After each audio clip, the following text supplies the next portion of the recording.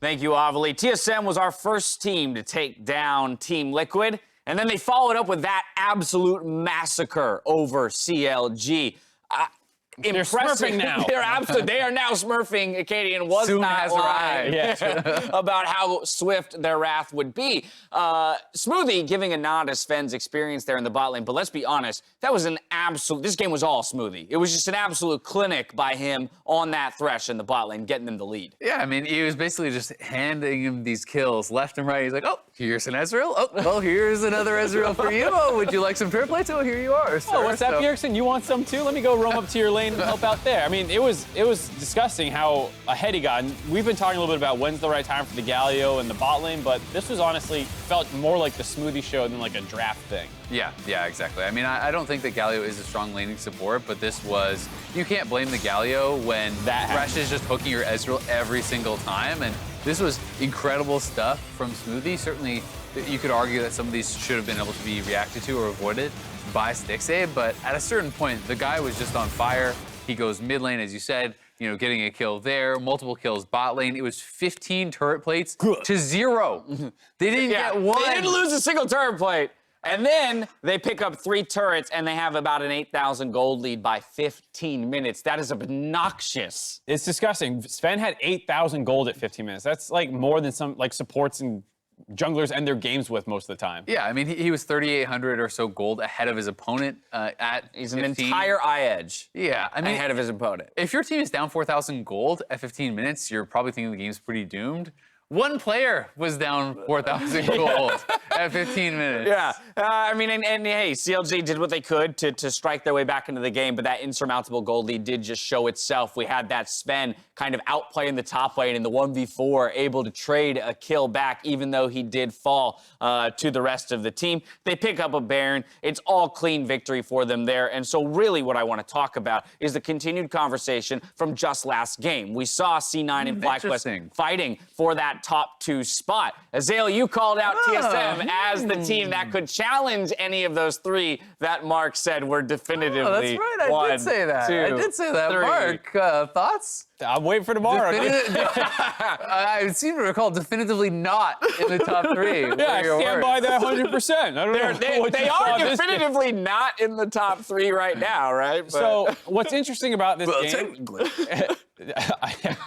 What's interesting about this game is the fact that because they stomped so hard in the early game, it didn't really answer some of the questions that people had about this team, where it seemed like their mid and late game decision making in close games was maybe behind teams like C9 and FlyQuest. So, you know, if they are just going to be an early game powerhouse, it doesn't matter. Like, if they're constantly going to get these leads, then that's fine. But I think I still want to see them in a closer game win one of these. Yeah, I definitely do agree with that. But at the end of the day, I think we are seeing more and more examples of, again, how strong individually they can be, right? And that was why I really thought that they could be challenging for that top 3. Yeah. When you think back to the TL games, where Bjergsen is bullying Jensen, who had not really been challenged very much in the mid lane in the 1v1. You look at some of these 2v2 kills that they're just absolutely blasting. You know, Biofrost and Smoothie getting 2v2 kills last week as well. So certainly they do have mistakes and things that they can clean up on. But if you're this strong individually, and then you add that additional layer, well, the sky feels like the limit. And the nice thing is they have a lot of things going for them that, like, it's hard for people to learn. Like, learning how to be this aggressive and snowballing a game this well, and kind of what happened to just kill them.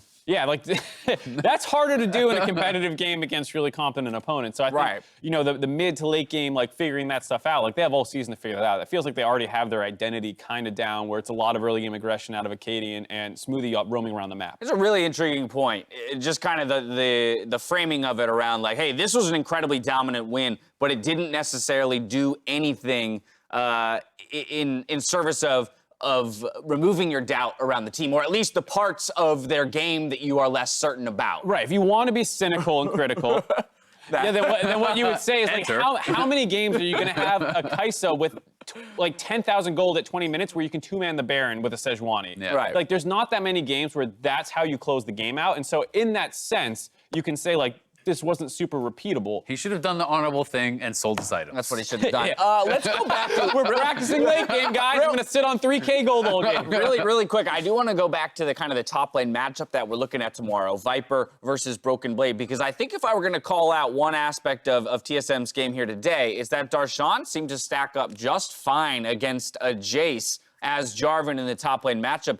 In fact, even building a CS lead over Broken Blade in the earlier portions of the game. And so, what is our feeling about this guy? We're now at the midway point of the split. Broken Blade was a big talking point coming into the season, but in large part, I think Smoothie and Acadian are the more impactful pickups. I mean, I would say that he has kind of been what I expect. He is mechanically very talented. I think that he is sometimes showing that he's a young player and that he's an inexperienced player and he's making some poor decisions. I think that when I look at his games overall, he has some great plays. He has had some boneheaded plays. You think of the 2v1 dives that they really overforced in some of the previous weeks that got them killed against solo, against clutch. And, even his flash that we were pointing out was a minor thing. They smashed the game, but in a 2v1, he's 5% HP. No one is even near him, and he's flashing towards the opponent's side of the map. That's just a wasted summoner. These are things that I think are going to come with more calm play on stage, and that kind of comes with experience. I mean, those are the kinds of things, though, like we were saying before, as a team and as a coaching staff, you're like, well, great, we'll fix those, hopefully, but, we have great players. We have a team that has a pretty good figured out play style, very early game focus, in a league where there's not that many early game focused teams who are really good. Yeah, in a day of some fairly long games, TSM absolutely crushes their way through the 5th game of the day. Not much has changed, though, at the top of the standings. Down in 7th, we have the return of the Clump with a 4-way tie at 3 and 6. The Clump in 7th. It's the infamous Clump, as how do you not know about it? I apologize. I haven't been on the desk enough. Look. It's a very good term for the bottom of the table, the Clump. Yeah, the Clump. You don't want to be in the Clump. You never want to be clumped, unless you're clumped maybe in 3rd. I don't know. Let's look and see how your predictions lined up here today.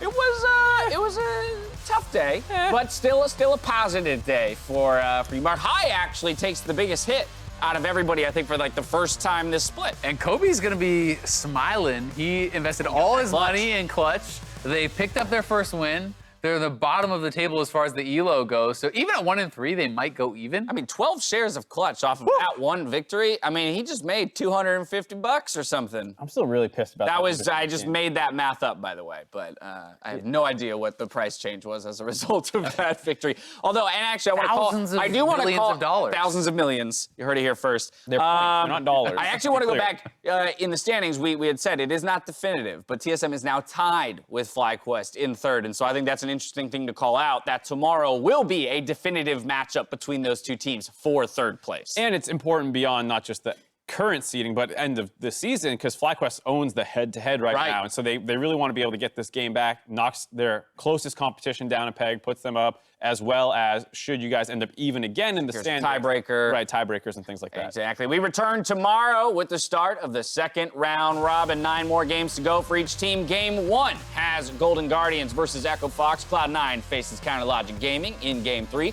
with FlyQuest challenging TSM shortly after. I'm really interested to see how 100 Thieves is going to be able to turn around in the second half. 3 and 6. Don't think anyone was expecting them to be looking this bad at the halfway point. They're going up against TL. That's an expected loss.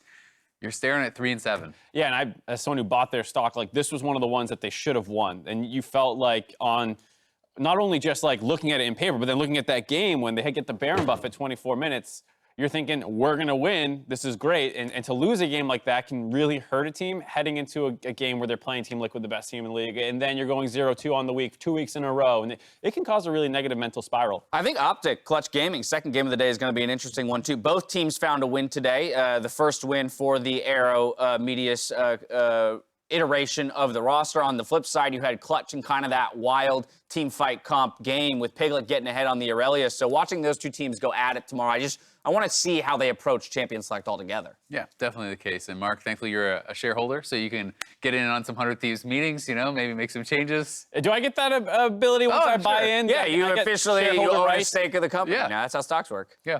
We'll set you up with Miss Scraggs, and maybe you guys can talk about Champ Select later today.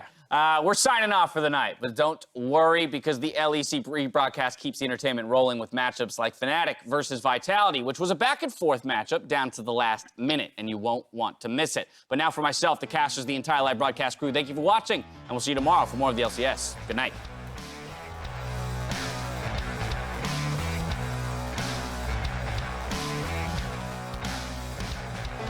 All right, welcome to Summoner's Rift. Cloud9 versus FlyQuest, a battle for 2nd place. Shut down over to POV as Nicky will return one and take him down.